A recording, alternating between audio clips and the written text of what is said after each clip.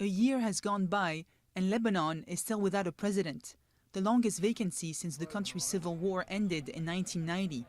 Michel Sleiman left the presidential chair in May last year.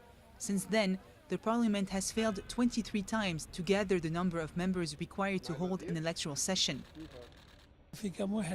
Some people want this damned chair so badly that they're willing to leave this country without a president, without laws, without anything. The president used to be elected with specific orders from Damascus.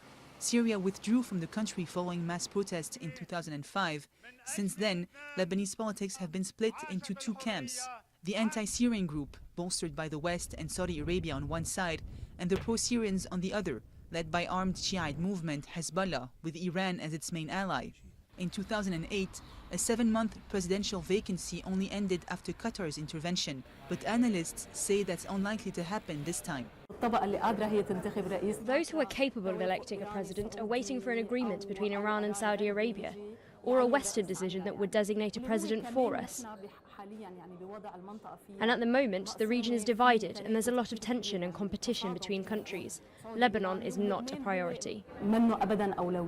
Lebanon's leadership positions are shared among its largest religious sects, Sunni Muslims, Shiite Muslims, and Christians, for whom the presidency is reserved. The president doesn't hold any real powers, but his role remains important on the international stage.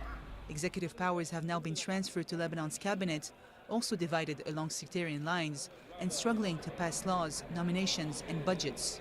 Having this state without president for now almost a year undermined the credibility of the country as a viable state capable of attracting investments, playing its role as a legitimate institution in the international community.